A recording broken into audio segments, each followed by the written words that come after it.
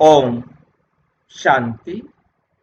आज की अव्यक्त मुरली है 21 अप्रैल 2024।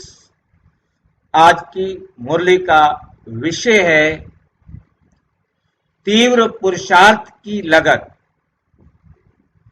तीव्र पुरुषार्थ की लगन को ज्वाला रूप बनाकर बेहद के वैराग्य की लहर फैलाओ।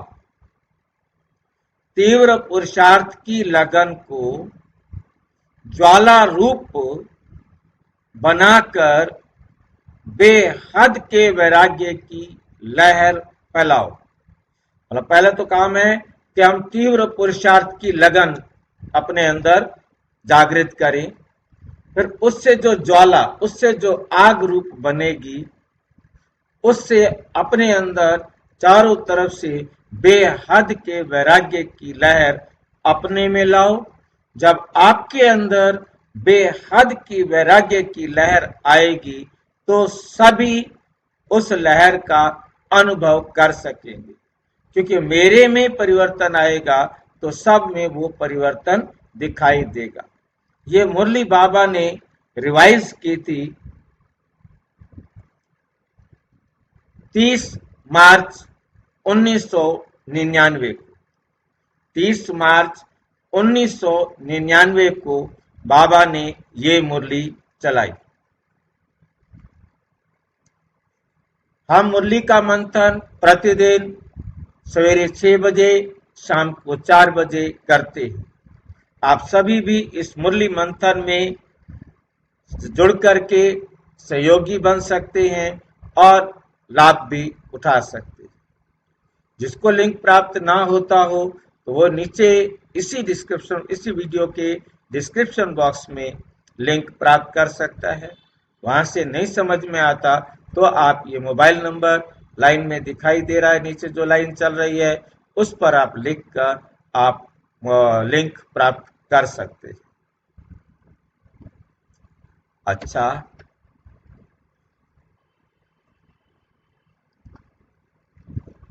आज बाप दादा हर एक बच्चे के मस्तक पर भाई तीव्र पुरुषार्थ कब हो सकता है?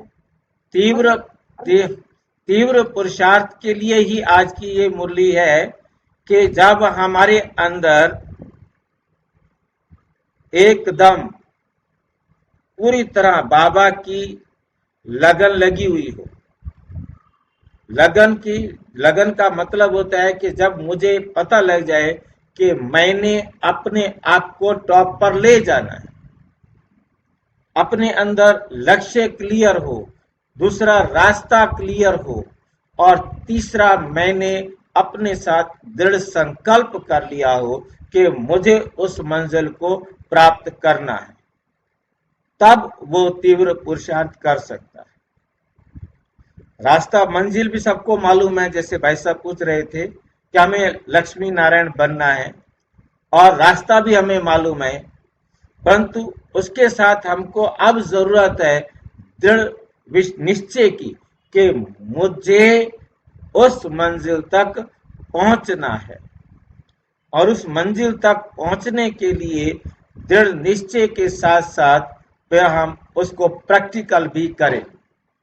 उतना ही तेज जोर लगा करके, जोश लगा करके, मेहनत करके हम साइड सीट इधर उधर सब तरफ से बुद्धि हटाकर एक लक्ष्य को बुद्धि में रख के हम उसे पाने के लिए तैयार हो जाए, तो इसी को तीव्र पुरुषार्थ कहते हैं।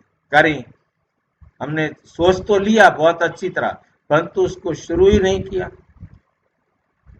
सोचा तो सही, दृढ़ निश्चय भी किया, परंतु दृढ़ निश्चय को प्रैक्टिकल में भी लाएंगे तो फिर हम क्या बन जाएंगे। बाबा कहते जब आप तीव्र पुरुषार्थी बनेंगे तो बेहद का वैराग्य आपके अंदर आएगा। जब आपके अंदर बेहद का वैराग्य आएगा, ये सबूत होगा कि अब आप तीव्र पुरुषार्थी बन गए। आप में बेहद का वैराग्य आएगा तो जो भी आपके संबंध संपर्क में आएंगे, आपके परिवर्तन से उन सब में भी ये परिवर्तन होगा। तो आज बाप दादा हर एक बच्चे के मस्तक पर 3 लकीरें देख रहे, 1 2 3, जिसमें एक लकीर है परमात्म पालना की, परमात्म पालना के भाग्य की लकीर। ये परमात्म पालना का भाग्य सारे कल्प में अब एक ही बार मिलता है, सारे कल्प में अब एक ही बार मिलता है, सिवाय इस संगम युग के ये परमात्म पालना कभी भी नहीं प्राप्त हो सकती। पूरे कल्प में, पूरे चक्र में केवल एक यही समय है जब ये संगम युग होता है, तब इसकी प्राप्ति होती है और कभी ये प्राप्त नहीं हो सकता। ये परमात्म पालना बहुत थोड़े बच्चों को प्राप्त होती है। तो पहली लकीर देखिए आपने, पहली लकीर कौन सी है कि परम पिता परमात्मा हम आत्माओं का पिता है और वो आकर हम सबको इतनी बड़ी दुनिया में से ढूंढकर अपना बनाता है।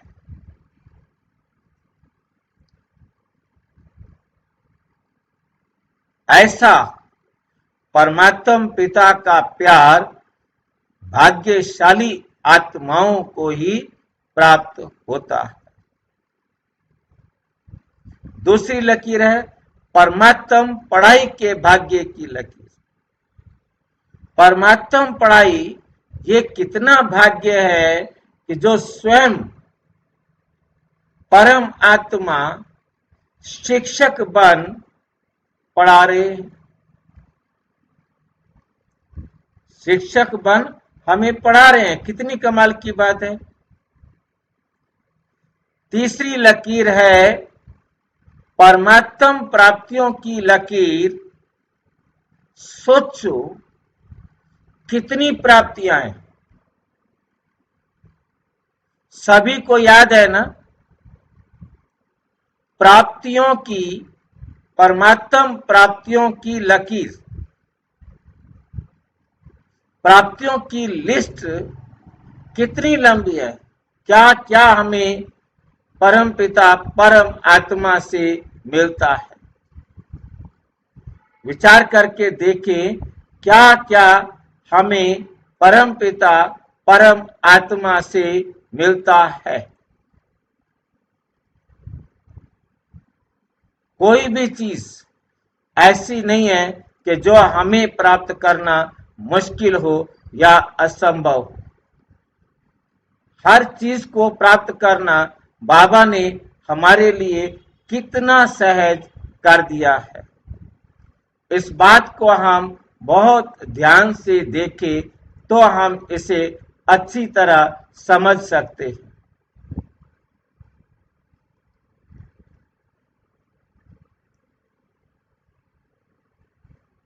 कोई भी चीज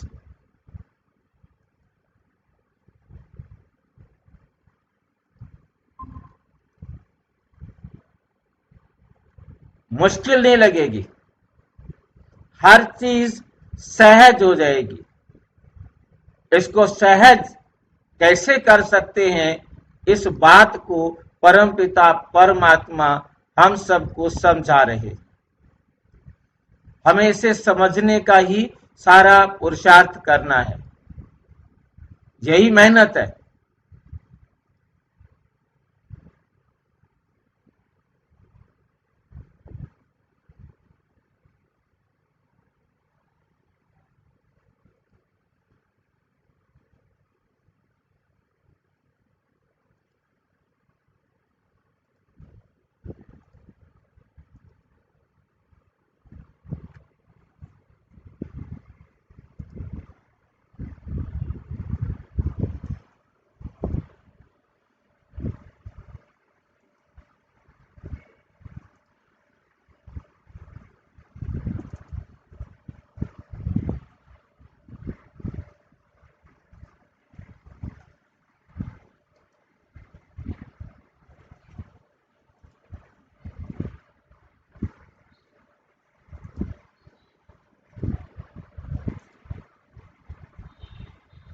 भाई ये आवाज नहीं आ रही है। एक मैं देख रहा था कि उस आवाज को, पिक्चर को ला सकता हूं, तो एक बार ट्राई कर लूं।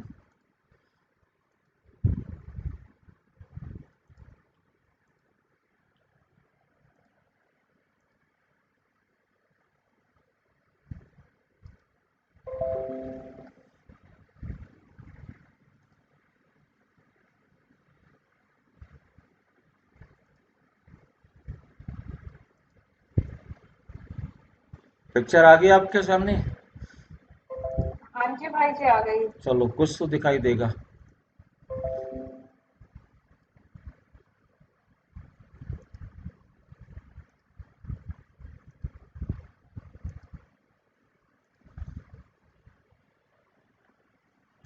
चलो,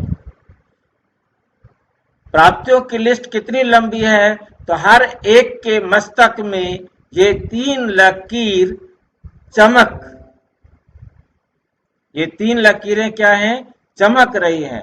ऐसा अनुभव होता है, बाबा पूछ रहे हैं, ऐसा अनुभव होता है?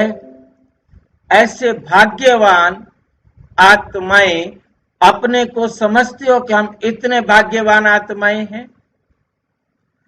पालना, पढ़ाई,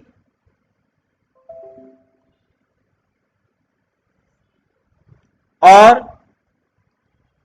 प्राप्तियां, 3 बातें, 3 लकीरें किसकी हैं? एक पालना की, एक पढ़ाई की, और एक प्राप्तियों की। ये 3 जो है ना प्राप्तियां मुख्य रूप से हमें बाबा ने आज देखी हैं। साथ साथ बाप दादा बच्चों के निश्चय के आधार पर रूहानी नशे को भी देख रहे हैं। निश्चय के आधार पर रूहानी नशे को भी देख रहे हैं। हर एक परमात्म बच्चा, सभी परमात्मा के बच्चे हैं, हर एक परमात्म बच्चा कितना रूहानी नशे वाली आत्माएं हैं। हर एक बच्चा क्या है? कितना रूहानी नशे वाली आत्माएं हैं। सारे विश्व में और सारे कल्प में सबसे हाईएस्ट भी है, महान भी है, और होलीएस्ट भी है। महान भी है और होलीएस्ट भी है।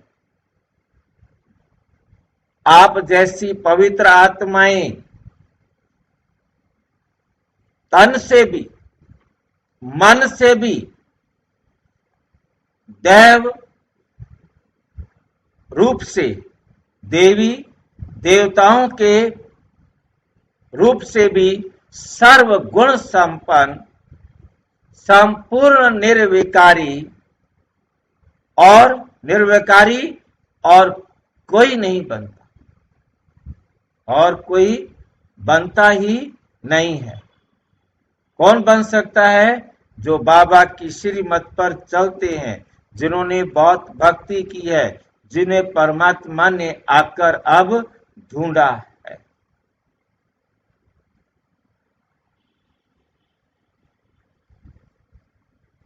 और फिर हाईएस्ट भी हो।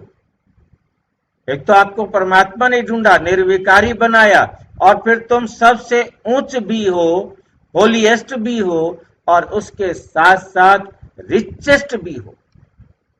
उसके साथ साथ आप क्या हो? रिचेस्ट भी हो। बाप दादा स्थापना में भी बच्चों को, बाप दादा स्थापना में भी बच्चों को स्मृति दिलाते थे, और फलक से अखबारों में भी डलवाया कि ओम मंडली रिचेस्ट इन द वर्ल्ड। ये स्थापना के समय की आप सबकी महिमा है। एक दिन में कितना भी बड़े ते बड़ा मल्टी मिलियनर हो, अरबों खरबों पति हो, लेकिन आप जैसा रिचेस्ट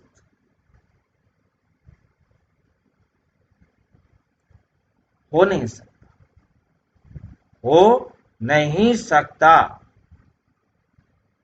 इतना रिचेस्ट इन द वर्ल्ड, इतना रिचेस्ट बनने का साधन क्या है, क्या तरीका है जो हम इतने रिचेस्ट बन जाते हैं? बहुत छोटा सा साधन है, साधन बहुत छोटा सा है। लोग रिचेस्ट बनने के लिए कितनी मेहनत करते हैं और आप कितना सहज माला माल बनते जाते हो, जानते हो ना? साधन, जानते हो ना? साधन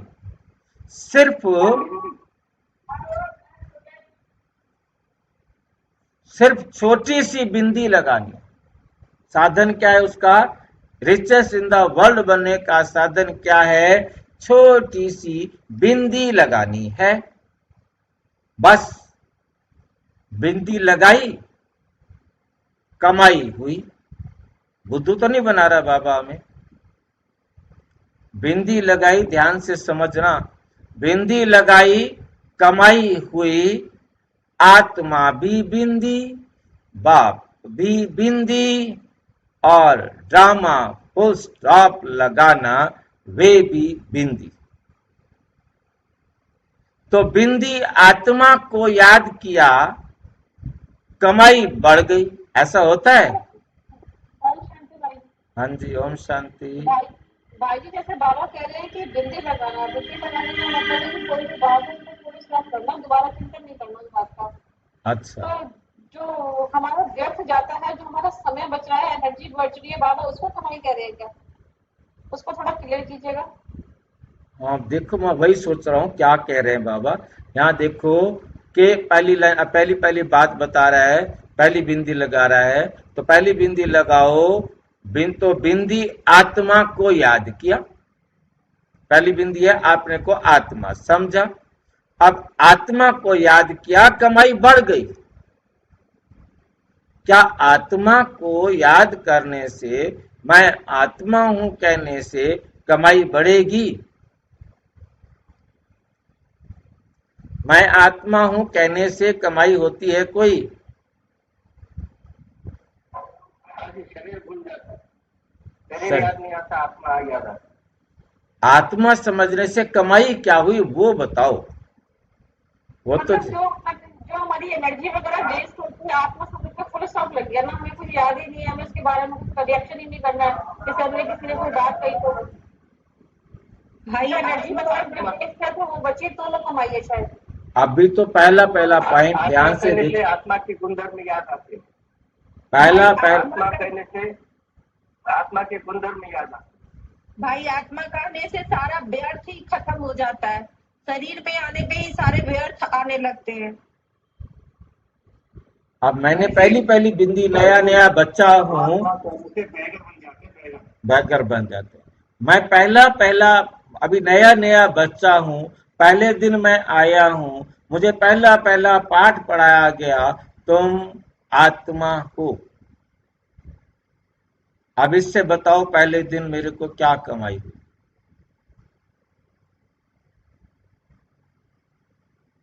पहले दिन तो कोई कमाई नहीं हुई, लेकिन हाँ कमाई पहले दिन हुई।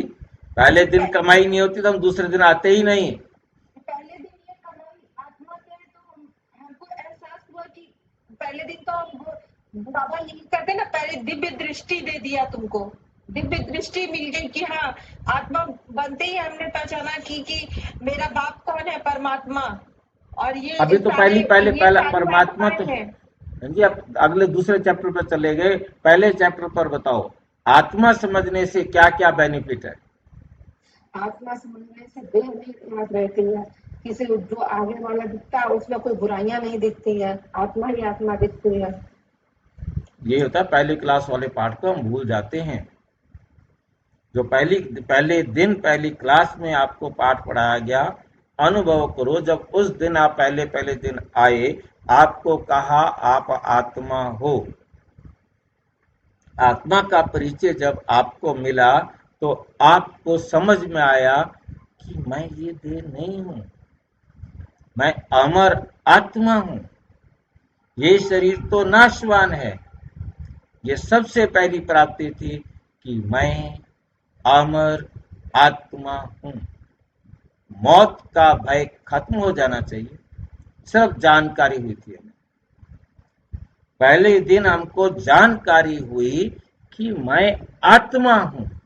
पहला पहला पाठ हमें यही समझाया गया कि आप ये देह नहीं हो। ये सच्चाई हमको समझ में आई और हम अमर आत्मा हैं। तो पहली पहली प्राप्ति होती है कि हम अपने सच्चे ज्ञान को, अपनी सच्चाई को समझते हैं। ठीक है, विजय। वैसे ही लौकिक में भी देखो क्या होता है, एक के साथ बिंदी लगाओ तो संख्या बढ़ती है ना। एक के आगे बिंदी लगाई तो क्या हो जाता है, 10। अब हमारे पास दूसरी बिंदी है परम आत्मा, 2 बिंदी लगाओ तो 100। 2 बिंदी लगाने पर क्या हो गया, 100। हमें पता लगा कि मुझ आत्मा का पिता परमानेंट परमात्मा है।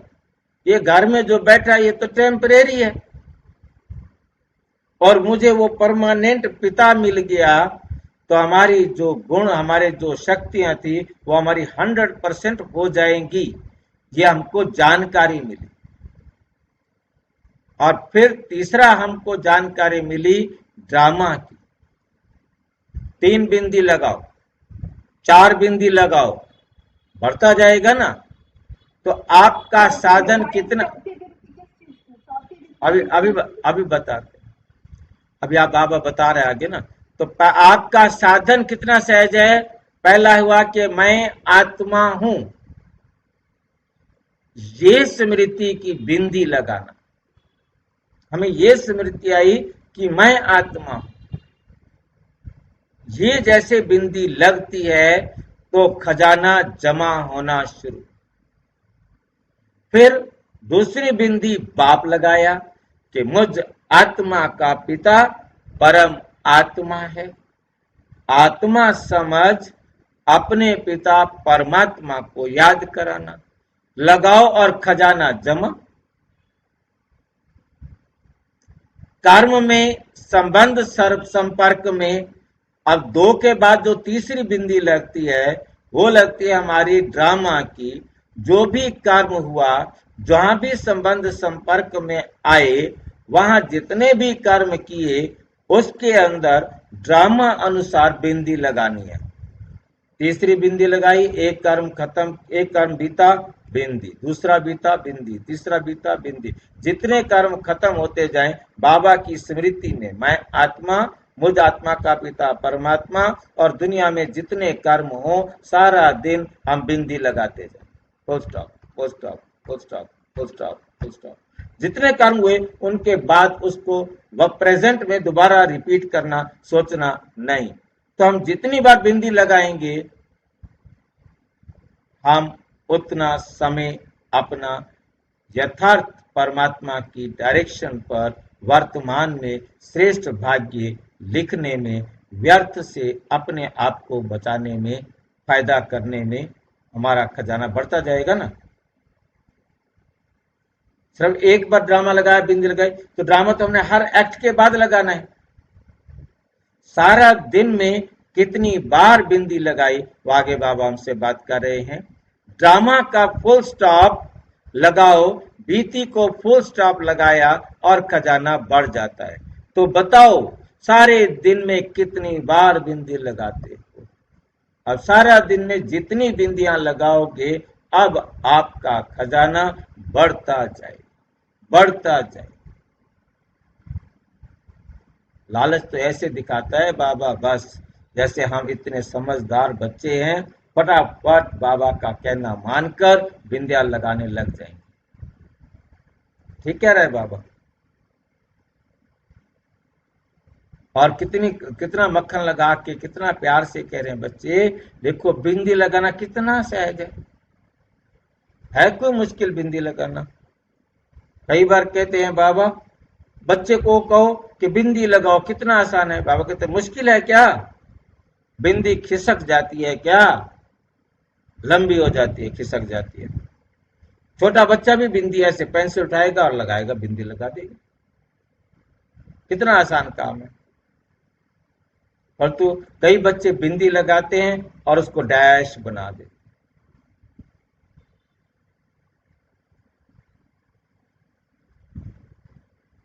बाप दादा ने कमाई का साधन सिर्फ यही सिखाया है कि बिंदी लगाते जाओ। तो सभी को बिंदी लगाने आती है? अगर आती है तो एक हाथ की ताली बजाओ। सबने एक हाथ की ताली बजा भी दी, अब क्या करे? नहीं तो बाबा से पूछ लेते, बताओ। या कभी खिसक जाती है, कभी लग जाती है। सबसे सहज बिंदी लगाना है। कोई इस आंखों से अंधा भी हो, ब्लाइंड भी हो, वो भी अगर कागज पर पेंसिल रखेगा तो बिंदी लग जाएगी। बस अंधा भी बिंदी लगा सकता है।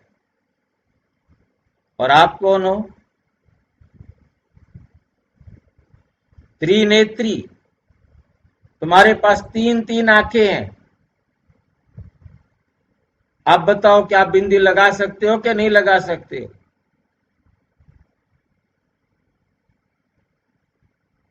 कोई मुश्किल है बिंदी लगाना?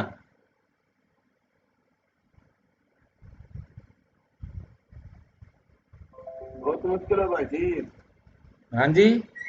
बहुत मुश्किल है। बाबा तुमने क्या आत्मा बना बैठा है, शरीर धारण के तो पता चले। हाँ, ये उसको कौन बताए? उसके कहानी नहीं है, सुनता ही नहीं ऐसी बातों को। तो हाँ, इसलिए इन एक तीन बार शरीर बिंदियों धारण को के सदा पता चला यूज शरीर। करो। इन तीन बिंदियों को सदा यूज करो। और जो तीसरी बिंदी है वो बार बार सारा दिन यूज करो।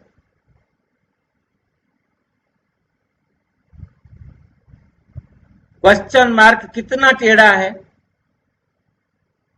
लिखकर देखो।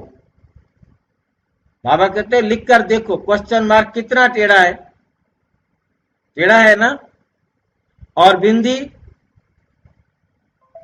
बिंदी कितनी सहज है। बिंदी कितनी सहज है, बाबा कहते।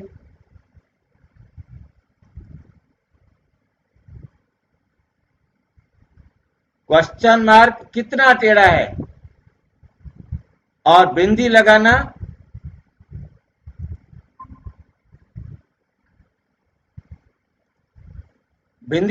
कितना सहज है।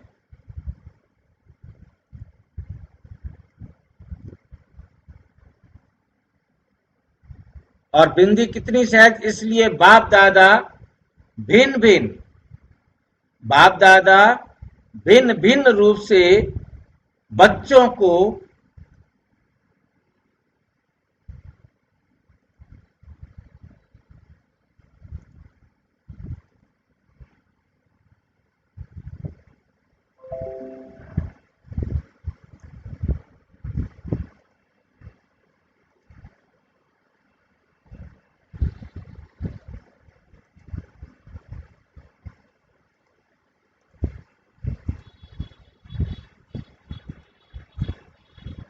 बाप दादा बच्चों को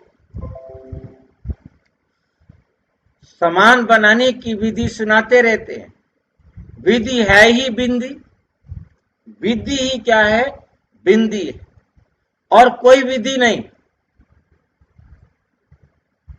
अगर विदेही बनते हो, बाबा पूछ रहे हैं, अगर विदेही बनते हो तो भी विधि है बिंदी बनना।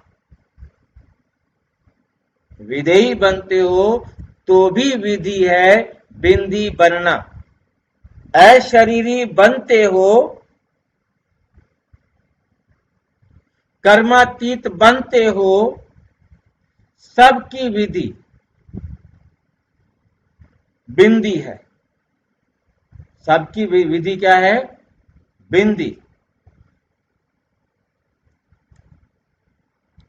इसलिए बाप दादा ने पहले भी कहा है, अमृत वेले बाप दादा से मिलन मनाते, रूह रिहान करते, जब कार्य में आते हो तो पहले 3 बिंदियों का तिलक मस्तक पर लगाओ।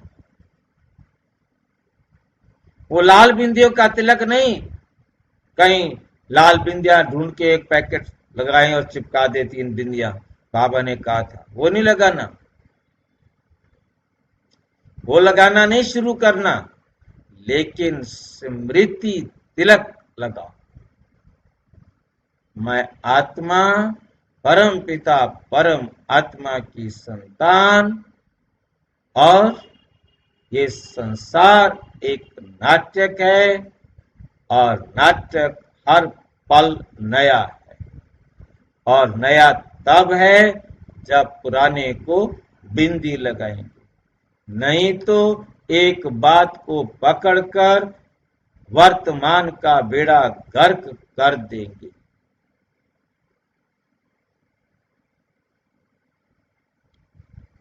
और चेक करो, किसी भी कारण से ये स्मृति का तिलक मिटे नहीं। क्या करूं, ऐसा हो गया था।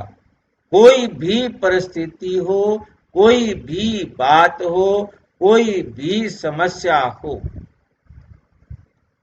कोई क्वेश्चन नहीं, ये बात हमें बहुत अच्छी तरह अपनी बुद्धि के अंदर समझनी।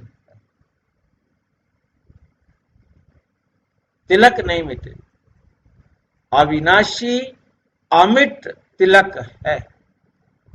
बाप दादा बच्चों का प्यार भी देखते हैं, कितने प्यार से भाग भाग कर मिलन मनाने पहुंचते हैं, और फिर आज हाल हाल में भी मिलन मनाने के लिए कितनी मेहनत से, कितने प्यार से नींद प्यास को भूलकर पहले नंबर में नजदीक बैठने का पुरुषार्थ करते हैं। बाप दादा सब देखते, क्या क्या करते हैं, वे सारा ड्रामा देखते हैं। बाबा सारा ड्रामा देखता है, मौज है, बिना टिकट के ड्रामा देखता रहता है। हमें सारा ड्रामा करने के लिए एक्टर बना रखा है, खुद ऐसा एक्टर है जो सिर्फ सारा ड्रामा देखता ही रहता है। हंसता है कि पता नहीं, खुश होता है कि पता नहीं, मजा भी आता है बाबा को कि पता। ये पूछना पड़ेगा कभी बाबा से। और ये भी बच्चों, हाँ जी, बाबा फील ही नहीं करते कुछ। वही क्वेश्चन उठता है ना कि बाबा क्या देखता है। कहता है मैं देखता तो नहीं हूँ, फिर कहता भी है कभी कभी कि मैं देखता हूँ। मजा आता है, गुस्सा है, हाँ मजा जी, आता है। मजा आता है बाबा को, प्यार।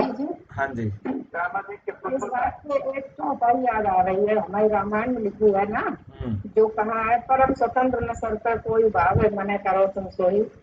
तो वही चौपाई इसमें आ रही है ना बाबा के लिए, कि बाबा कहता है कि बिंदी लगाओ, बिंदी लगाओ। ये सारा ड्रामा साक्षी होकर देखते हैं बाबा। बाबा साक्षी होकर देखते, तभी हमें वो साक्षी होना सिखाते हैं। मतलब किसी भी प्रकार का कोई प्रभाव नहीं, और ये हमें बनना है, तभी हम बाप समान बनेंगे। बाप दादा बच्चों के प्यार पर न्योछावर भी होते हैं, और ये भी बच्चों को कहते हैं जैसे साकार में मिलने के लिए दौड़ दौड़ कर मधुबन में आते हो, तो ऐसे ही बाप समान बनने के लिए भी तीव्र पुरुषार्थ करो। इसमें सोचते हो ना कि सबसे आगे तो आगे नंबर मिले। मधुबन में जब जाते हैं ना, बड़े हॉल कमरे को 2 बजे खोल देते हैं, बाबा कहते हैं सबको तो मिलता नहीं है। यहाँ साकारी दुनिया है ना, तो साकारी दुनिया के नियम रखने ही पड़ते हैं। बाप दादा उस समय सोचते हैं कि आगे आगे बैठ जाएं, लेकिन ये हो सकता है, हो भी रहा है। कैसे? पीछे वालों को बाप दादा सदा नयनों में समाया हुआ देखते हैं। तो सबसे समीप है नयन। तो पीछे नहीं बैठे हो, लेकिन बाप दादा के नयनों में बैठे हो। जिनको आगे सीट नहीं मिली, जो पीछे पीछे दूर बैठे हैं, उनको बाबा कहते, बच्चे ये आगे बैठे हैं, तुम नयनों में बैठे हो। तो बताओ कौन नजदीक हुए? अखन लगा के खुश कर दिया ना दूर वालों को। नूरे रतन हो, पीछे वालों ने सुना, दूर नहीं हो, समीप हो। शरीर से पीछे बैठे हो, लेकिन आत्मा सबसे समीप है। और बाप दादा तो सबसे ज्यादा पीछे वालों को ही देखते हैं। वैल्यू बन गई ना पीछे बैठने वालों की। देखो, नजदीक वालों को इन स्थूल नयनों से देखने का चांस है, और पीछे वालों को इन नयनों से नजदीक देखने का चांस नहीं है। इसलिए बाप दादा ने तुम सबको अपनी नयनों में समा लिया है। मौज हो गई। बाप दादा मुस्कुराते रहते हैं। और जो हॉल कमरा है, जो मधुबन गए होंगे, उन्होंने देखा होगा जो डायमंड हॉल है, उसे आगे वाली जो रिजर्व सीटें हैं 3-4 गेट तक, वहां तक को छोड़कर बाकी बाद के दरवाजे 2 बजे खोल दिए जाते हैं। और इतनी भीड़ होती है, दरवाजा से दौड़ करके भाग करके पहुंचते हैं जितना आगे जा सके। परंतु लाइन लगी हुई है, वहां बिठाने वाले खड़े होते हैं, उससे आगे वो जा नहीं सकते। 2 बजता और लाइन शुरू हो जाती है। बाप दादा समझते हैं कि बच्चे खड़े खड़े थक भी जाते हैं, बाहर खड़े खड़े वेट कर रहे होते हैं। 2 बजे दरवाजा खुलेगा, परंतु अंदर हम सबसे पहले घुसेंगे। बाप दादा सभी बच्चों को प्यार का मसाज कर लेते हैं। टांगों में मसाज हो जाता है। बाप दादा का मसाज देखा है ना? बाप दादा हमारी टांगों की मालिश भी करते। हाथ है ही नहीं। बहुत न्यारा और प्यारा है मसाज बाबा का। तो आज सभी इस सीजन का लास्ट चांस लेने के लिए चारों ओर से भाग भाग कर पहुंच गए हो। अच्छा है, बाप से मिलन का उमंग उत्साह सदा आगे बढ़ाता है, लेकिन बाप दादा तो बच्चों को 1 सेकंड भी नहीं भूलता।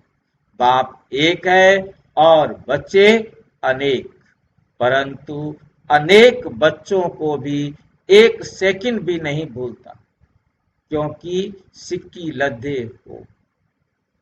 देखो कहां कहां देश विदेश के कोने कोने से बाप ने ही आपको ढूंढा। बाप ने ही आपको ढूंढा। आप बाप को ढूंढ सके? भटकते रहे, लेकिन मिल नहीं सके।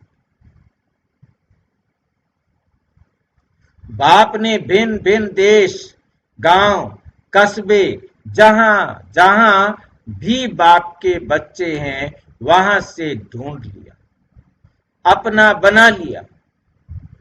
गीत गाते हो ना? गीत गाते हो कोई?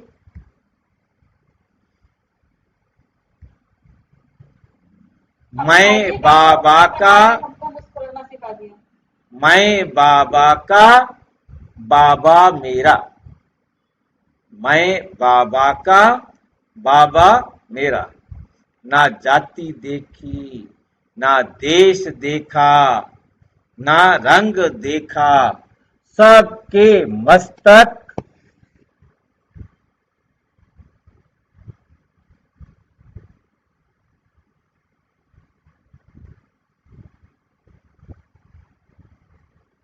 सबके मस्तक पर एक ही रूहानी रंग देखा। सबके मस्तक पर एक रूहानी रंग देखा।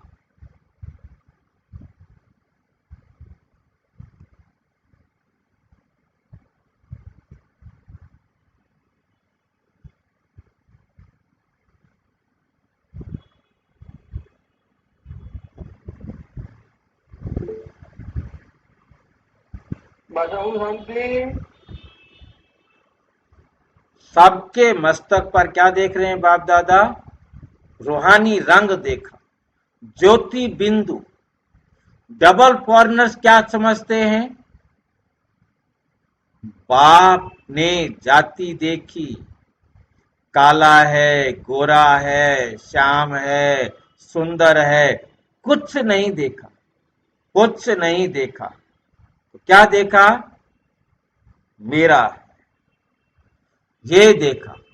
तो बताओ, बाप का प्यार है या आपका प्यार है? कौन प्यार करता है? बाबा आपको प्यार करता है या आप बाबा को प्यार करते हो?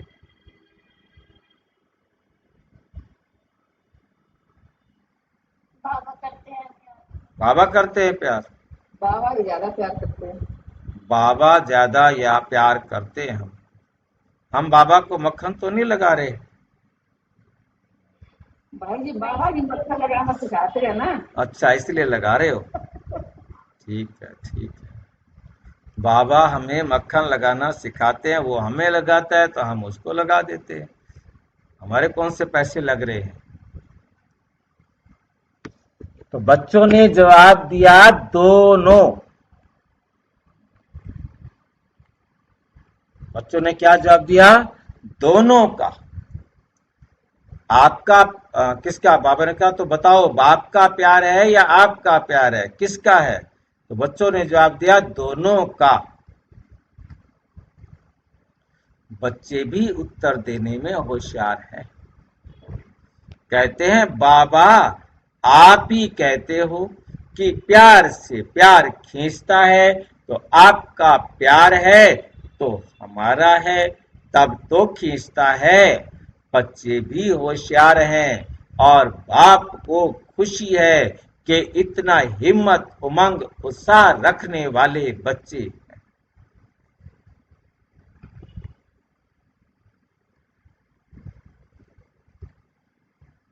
बाप दादा के पास 15 दिन का चार्ट, बहुत बच्चों का रिजल्ट आया।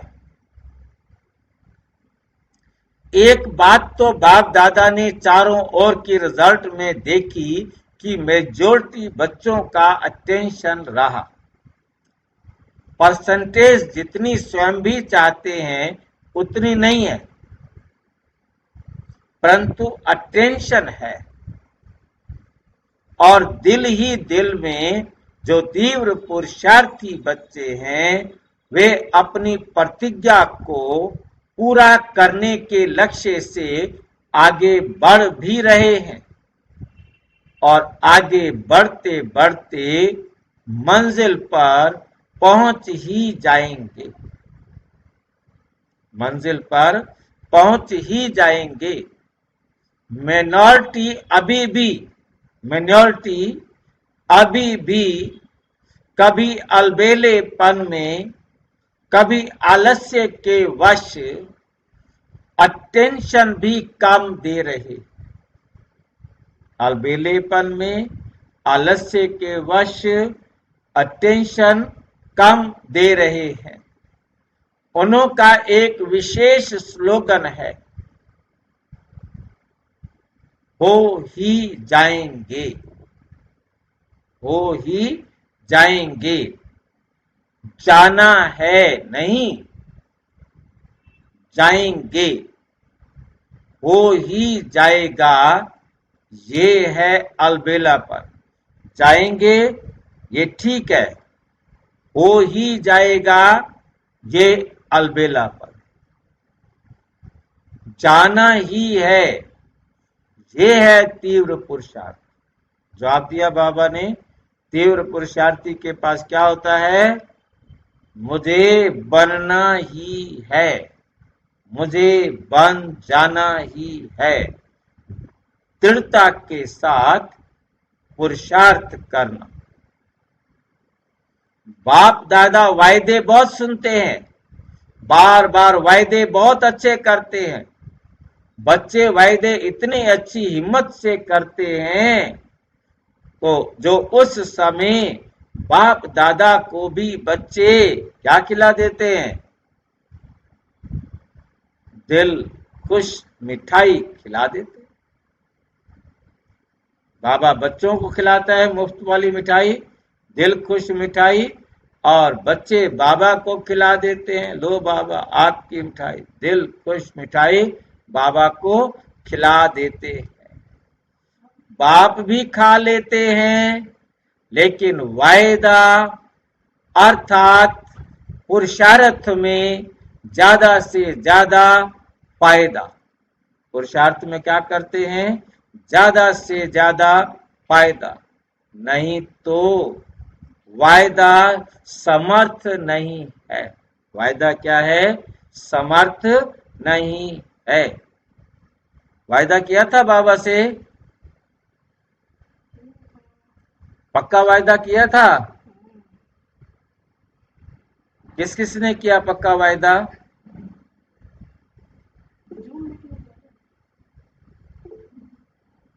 बोलो किसने? सुनाओ, सरिता भाई सुनाओ। भाई जी कोशिश तो कर रहे हैं, बाबा का से वायदा तो किया है कि आप ही के बन के रहेंगे, आपकी श्रीमत पर चलेंगे, उसके लिए हाँ, कोशिश तो कर रहे हैं। कोशिश तो कर रहे हैं, परंतु करें क्या? यही है ना, यही बाधा। कार्मिक अकाउंट आ रहे हैं ना आगे। हाँ जी, कार्मिक अकाउंट आगे आ जाते हैं ना, कार्मिक याद बाबा की रह नहीं पाती। कार्मिक अकाउंट आ जाते। अगर फायदा नहीं तो वायदा समर्थ नहीं है। फायदा नहीं तो वायदा समर्थ नहीं है। तो फायदा तभी होगा जब हमने वायदा किया होगा। तो वायदा भले करो, फिर भी दिल खुश मिठाई तो खिलाते हो ना। बाबा को तो दिल खुश मिठाई खिला देते हो ना, फ्री वाली। साथ साथ तीव्र पुरुषार्थ की लगन को अग्नि रूप में लाओ, ज्वालामुखी बनो।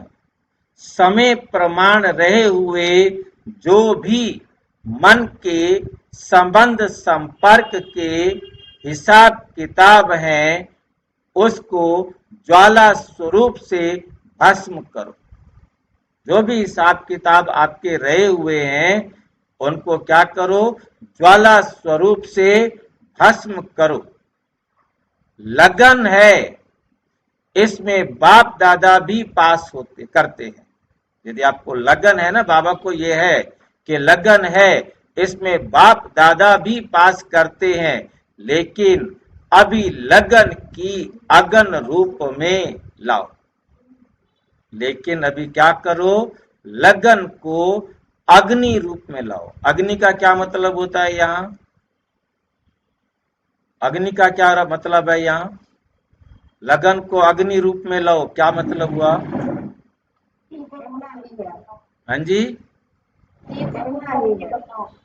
एक जना बोलो। तीव्र पुरुषार्थी बनो। अग्नि क्यों? अग्नि का अग्नि शब्द क्या लगा दिया ऐसे यहाँ पर? करना ही है। करना ही है। आग लगी हुई हो, जिसको बाबा से प्यार हो गया तो उसे प्यार की आग लगी होती है। मतलब जरा भी किसी और की तरफ वो देख या सोच नहीं सकता।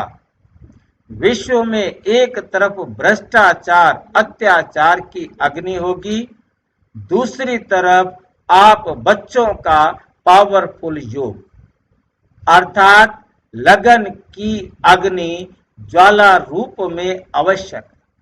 अब समझ में आया? लगन की अग्नि मतलब इतना प्यार हो परमात्मा से, जैसे दुनिया में किसी से प्यार हो जाता है, उसे उसके सिवाय और कुछ नहीं सूझता। ऐसे हमें भी कुछ और नहीं सूझना चाहिए। ये ज्वाला रूप इस भ्रष्टाचार अत्याचार की अग्नि को समाप्त करेगा और सर्व आत्माओं को सहयोग देगा। आपकी लगन ज्वाला रूप की हो। अगन खाली आग नहीं हो, उसमें भी पूरी तरह अच्छी तरह ज्वाला जलती हुई हो, बुझी हुई नहीं हो, हल्की हल्की धीमी धीमी नहीं हो, अर्थात पावरफुल योग हो। तो ये याद की अग्नि उस अग्नि को समाप्त करेगी और दूसरे तरफ आत्माओं को परमात्म संदेश की शीतल स्वरूप की अनुभूति कराएगी। बेहद की वैराग्य वृत्ति प्रज्वलित कराएगी। एक तरफ भस्म करेगी, दूसरी तरफ शीतल भी करेगी। किसको भस्म करेगी और किसको शीतल करेगी? हमारे विकारों को, हमारे गंदे संस्कारों को भस्म करेगी। और शीतल किसे करेगी? हम आत्माओं को एकदम शीतल कर देगी। हमारे पास कोई भी दुख की बात, आग की बात रहेगी ही नहीं जिसमें हमें दुख हो। बेहद के वैराग्य की लहर फैलाई। बच्चे कहते हैं मेरा योग तो है, बच्चे कहते हैं मेरा योग तो है, सिवाय बाबा के और कोई नहीं। ये बहुत अच्छा है, परंतु समय अनुसार अभी ज्वाला रूप बनो। अब योग में क्या लगाओ? आग लगाओ। योग की आग लगी पड़ी हो आपको, बाबा की श्रीमत पर चलने की आपको आग लगी हो। जो यादगार में शक्तियों का शक्ति रूप, महाशक्ति रूप सर्वशास्त्रधारी दिखाया है, अभी वे महाशक्ति रूप प्रत्यक्ष करो। चाहे पांडव हैं, चाहे शक्तियां हैं, सभी सागर से निकली हुई ज्ञान नदियां हो। सागर नहीं हो, अपने आप को सागर मत समझ लेना, नदी हो, ज्ञान गंगाएं हो। तो ज्ञान गंगाएं अब आत्माओं को अपने ज्ञान की शीतलता द्वारा, ज्ञान की शीतलता द्वारा पापों की आग से मुक्त करो। एक आग है, किनको जलाएगी? वो हमारे पापों को, हमारे विकारों की आग को खत्म करेगी, जलाएगी, क्योंकि आग से आग खत्म होगी और हमारे अंदर क्या आएगी? शीतलता आएगी। यह है वर्तमान समय का ब्राह्मणों का कार्य। सभी बच्चे पूछते हैं कि इस साल क्या सेवा करें? बाबा से पूछ रहे हैं, बाबा इस साल क्या सेवा करें? तो बाप दादा पहली सेवा यही बताते हैं कि अभी समय अनुसार सभी बच्चे वानप्रस्थ अवस्था में हैं, तो वानप्रस्थी अपने समय साधन सभी बच्चों को देकर स्वयं वानप्रस्थ होते हैं। तो आप सभी भी अपने समय का खजाना, बाबा क्या होते हैं? वानप्रस्थ। कब होते हैं वानप्रस्थ में? अपना सारे खजाने बच्चों को देकर। और जब हमें घर जाएंगे तो बाबा वानप्रस्थ में आराम करेगा और हमें भेज देगा इस संसार में पाठ बजाने के लिए। आप सभी भी अपने समय का खजाना, श्रेष्ठ संकल्प का खजाना अभी औरों के प्रति लगाओ। आपके पास भी जो सारा खजाना है वह आपने अब अपने प्रति नहीं लगाना, बल्कि आपने औरों के प्रति लगाना है। अपने प्रति समय संकल्प कम लगाओ, औरों के प्रति लगाने से स्वयं के प्रति ऑटोमेटिक हो जाएगा। स्वयं भी उस सेवा का प्रत्यक्ष फल खाने के निमित्त बन जाएंगे। मतलब अपना हर श्वास, हर संकल्प, हर बोल, हर कर्म अन्य आत्माओं के प्रति लगाओ। आप उनकी सेवा करेंगे तो आपका ऑटोमेटिक कल्याण हो जाएगा। मनसा सेवा, वाचा सेवा और सबसे ज्यादा चाहे ब्राह्मण, चाहे और जो भी संबंध संपर्क में आते हैं, उन्हों को कुछ ना कुछ, उन्हों को कुछ ना कुछ क्या करो, मास्टर दाता बन देते जाओ, मास्टर दाता बनकर देते जाओ, निस्वार्थ बन खुशी दो, शांति दो, आनंद दो, प्रेम की अनुभूति कराओ। और हर प्रकार से उनको आपने अनुभवी बनाना है, उनको आपने अनुभवी बनाना है। देना है और देना माना स्वतः ही लेना। जो भी जिस समय जिस रूप में संबंध संपर्क में आए, कुछ लेकर आ जाए, वो आपके पास कैसे भी आए, परंतु आपके पास से वो खाली नहीं जाए, कुछ ना कुछ लेकर जाए। आप मास्टर दाता के पास आकर खाली नहीं जाए। जैसे ब्रह्मा बाप को देखा चलते फिरते भी, अगर कोई भी बच्चा सामने आया तो कुछ ना कुछ अनुभूति के बिना खाली नहीं जाता, कुछ ना कुछ अनुभूति के बिना खाली नहीं जाता। ये चेक करो, जो भी आया मिला, कुछ दिया, वह खाली गया। खजाने से जो भरपूर होते हैं वे देने के बिना रह नहीं सकते। अखुट अखंड दाता बनो, कोई मांगे नहीं, कोई मांगे नहीं। दाता कभी ये नहीं देखता है कि ये मांगे तो दूं, दाता कभी ये नहीं देखता कि ये मांगे तो दूं। अखुट महादानी महादाता स्वयं ही देता है। तो पहली सेवा इस वर्ष महान दाता की करो। आप दाता द्वारा मिला हुआ देते हो, आपके पास अपना कुछ नहीं है, जो दाता से आपको मिला है वो आप सबको देते हो। ब्राह्मण कोई भिखारी नहीं है, ब्राह्मण कोई भिखारी नहीं है, लेकिन सहयोगी हैं। तो आपस में ब्राह्मणों को एक दो में दान नहीं देना है, सहयोग देना है। ये है पहला नंबर सेवा। और साथ साथ बाप दादा ने विदेश के बच्चों की खुशखबरी सुनी तो बाप दादा ने देखा कि जो इस सृष्टि के आवाज फैलाने के निमित्त बाप दादा ने जो माइक नाम दिया है, तो विदेश के बच्चों ने आपस में इस कार्य को किया है।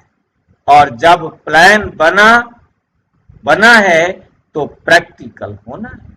जब प्लान बन गया है तो फिर क्या होना है, प्रैक्टिकल होना है, होना ही है। लेकिन भारत में भी जो 13 जोन हैं, हर एक जोन से कम एक ऐसा विशेष निमित्त सेवाधारी बने, जिसमें माइक कहो या कुछ भी कहो, आवाज फैलाने वाले कोई निमित्त बनाओ। ये बाप दादा ने कम से कम कहा है। लेकिन अगर बड़े बड़े देश में ऐसे निमित्त बनने वाले हैं तो सिर्फ जॉन वाले नहीं, लेकिन बड़े देशों से भी ऐसे तैयार कर प्रोग्राम बनाना है। बाप दादा ने विदेश के बच्चों को दिल ही दिल में मुबारक दी। अभी मुख से भी दे रहे हैं कि प्रैक्टिकल में लाने का प्लान पहले बाप दादा के सामने लाया। वैसे बाप दादा जानते हैं कि भारत में और ही सहज है, लेकिन अभी कुछ क्वालिटी की सेवा कर सहयोगी समीप लाओ, सहयोगी समीप लाओ। बहुत सहयोगी हैं, लेकिन संगठन में उन्हों को और समीप लाओ। संगठन में उन्हों को और समीप लाओ। साथ साथ ब्राह्मण आत्माओं में और भी समीप लाने के लिए हर एक तरफ व मधुबन में चारों ओर ज्वाला स्वरूप का वायुमंडल बनाने के लिए, चाहे जिसको भट्ठी कहते हो, क्या कहते हो जिसको भट्ठी कहते हो, वे करो, चाहे आपस में संगठन में रूरिहान करके ज्वाला स्वरूप का अनुभव कराओ और आगे बढ़ाओ। जब इस सेवा में लग जाएंगे तो जो छोटी छोटी बातें हैं ना, जिसमें समय लगता है, मेहनत लगती है, दिल शिकस्त बनते हैं, वे सब ऐसे लगेगा जैसे ज्वालामुखी हाईएस्ट स्टेज, और उसके आगे ये समय देना, मेहनत करना, ये समय देना, मेहनत करना एक गुड़ियों का खेल अनुभव होगा। स्वतः ही सहज ही सेफ हो जाएंगे। बाप दादा ने कहा ना कि सबसे ज्यादा बाप दादा को रहम तब पड़ता है जब देखते हैं कि मास्टर सर्वशक्तिवान बच्चे और छोटी छोटी बातों के लिए मेहनत करते, छोटी छोटी बातों के लिए मेहनत करते। क्यों करते हैं मेहनत? क्यों करते हैं मेहनत? बाबा से प्यार नहीं होता, मोहब्बत नहीं है। मोहब्बत ज्वालामुखी रूप की कम है। मोहब्बत की आग लगी हुई हो तब जो है मेहनत नहीं करनी पड़ेगी। मोहब्बत ज्वालामुखी रूप की कम है, धीमी है, तब मेहनत लगती है। तो तीव्र, आग वाला तो पूछा था ना आपको। हाँ जी, ये आग नहीं लगती है, इसका कारण क्या है? भाई आग तो जलाओ, लकड़ियां ढेर सारी लेके आओ, है नहीं? प्यार करो। बाबा से प्यार क्यों नहीं है? कहीं ना कहीं शंका है, कोई ना कोई कंसेप्ट डाउटफुल है, जिसके कारण आग नहीं लग रही है। तब मेहनत लगती है। तो अभी मेहनत से मुक्त बनो, अलबेले नहीं बनना, लेकिन मेहनत से मुक्त होना। ऐसे नहीं सोचना मेहनत तो करनी नहीं है तो आराम से सो जाओ, लेकिन मोहब्बत से मेहनत खत्म करो।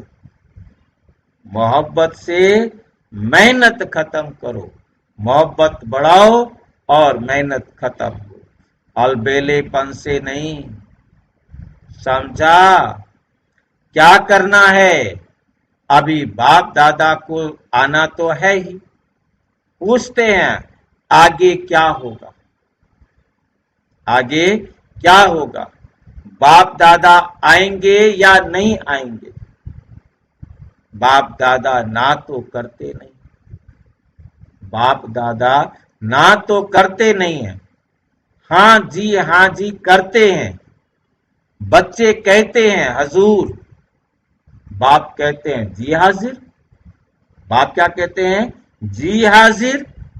तो समझा क्या करना है, क्या नहीं करना है, क्या करना है और क्या नहीं करना है, ये दोनों बातें समझ में आई। मेहनत मेहनत मोहब्बत से कट करो। मेहनत मोहब्बत से क्या करो? कट करो। अभी मेहनत मुक्त वर्ष मनाओ, मोहब्बत से, आलस्य से नहीं। ये पक्का याद रखना, पक्का याद रखना। आलस्य नहीं, आलस नहीं करना है। ठीक है, सब संकल्प पूरे हुए, कोई रह गया, जनक दादी से पूछते हैं, कुछ रहा? दादी तो मुस्कुरा रही है। खेल पूरा हो गया। ये ऑपरेशन भी क्या है? खेल में खेल है। खेल अच्छा रहा ना? दिल सेकंड में बिंदी स्वरूप बन मन बुद्धि को एकाग्र करने का अभ्यास बार बार करो। स्टॉप कहा और सेकंड में व्यर्थ देह भान से मन बुद्धि एकाग्र हो जाए। ऐसी कंट्रोलिंग पावर सारे दिन में यूज करके देखो। ऐसे नहीं, ऑर्डर करो, कंट्रोल, और 2 मिनट के बाद कंट्रोल हो, 5 मिनट के बाद कंट्रोल हो। इसलिए बीच बीच में कंट्रोलिंग पावर को यूज करके देखते जाओ। सेकंड में होता है, मिनट में होता है। कितना टाइम लगता है? ज्यादा मिनट में होता है। ये सब चेक करते जाओ कितनी देर में कंट्रोल होता है। अभी सभी को 3 मास का चार्ट और पक्का करना है, सर्टिफिकेट लेना है। पहले स्वयं को सर्टिफिकेट देना, फिर बाप दादा देंगे। अच्छा, चारों ओर के परमात्म पालना के अधिकारी आत्माओं को, परमात्म पढ़ाई के अधिकारी श्रेष्ठ आत्माओं को, परमात्म प्राप्तियों से संपन्न आत्माओं को, सदा बिंदी की विधि से तीव्र पुरुषार्थी आत्माओं को, सदा मेहनत से मुक्त रहने वाले मोहब्बत के समय समाये हुए बच्चों को, ज्वाला स्वरूप विशेष आत्माओं को बाप दादा का याद, प्यार और नमस्ते। हम बच्चों की भी बाप दादा को नमस्ते, नमस्ते, नमस्ते। वरदान: शुद्ध और समर्थ संकल्प। शुद्ध और समर्थ संकल्पों की शक्ति से व्यर्थ वाइब्रेशन को समाप्त करने वाले सच्चे सेवाधारी भाव कहा जाता है। संकल्प भी श्रेष्ठ बना देता है। जब कमजोर और व्यर्थ संकल्प करते हो तो व्यर्थ वायुमंडल की सृष्टि बन जाती है। सच्चे सेवाधारी वे हैं जो अपने शुद्ध शक्तिशाली संकल्पों से पुराने वाइब्रेशन को भी समाप्त कर दें। जैसे साइंस वाले शस्त्र से शस्त्र को खत्म कर देते हैं, एक विमान से दूसरे विमान को गिरा देते हैं, ऐसे आपके शुद्ध समर्थ संकल्प का वाइब्रेशन व्यर्थ वाइब्रेशन को समाप्त कर दे। अब ऐसी सेवा करो। स्लोगन: विघ्न रूपी सोने के महीन धागों से बंधमुक्त बनो, मुक्ति वर्ष मनाओ। विघ्न रूपी सोने के महीन धागों से मुक्त बनो, मुक्ति वर्ष मनाओ। मतलब जो हमारे रिश्तेदार जिनको हमने समझ रखा है, संबंधी समझ रखा है, वो वास्तव में महीन सोने के ऐसे धागे हैं जो हमारी उन्नति के रास्ते में मुक्त बनने में विघ्न रूप है। उनको हम संबंधी कहें कि बंधन कहें, विघ्न कहें, उनसे अपना कनेक्शन काटो, उनसे ममत्व खत्म करो तो मुक्ति वर्ष मनाओ। सूचना, आज मास का तीसरा रविवार अंतर्राष्ट्रीय योग दिवस है। सभी ब्रह्मावास संगठित रूप में सायं 6:30 से 7:30 बजे तक विशेष अपने पूज्य स्वरूप में स्थित हो स्वयं को इष्ट देव इष्ट देवी समझ अपने भक्तों की मनोकामनाएं पूरी करो। नजर से निहाल करने की दर्शनीय मूर्त बन सर्व को दर्शन कराते हुए प्रसन्न करने की सेवा करें। हमें क्या करना है इसको अपने बहुत ध्यान से समझ लेना है। ये जो 6:30 से 7:30 बजे इंटरनेशनल राजयोग है, इसमें बैठकर हमें योग ही करना है, जिसमें ना तो हमारी आंखें यूज होंगी, ना हमारे कान यूज होंगे, ना हमारा मुख यूज होगा। ये तीनों प्रयोग नहीं होंगे। शरीर का प्रयोग ही नहीं करना। अपने आप को बाबा की याद में बिठाना है। स्नेहा कुछ पूछ रहे हैं? स्नेहल पूछ रहे हैं कुछ?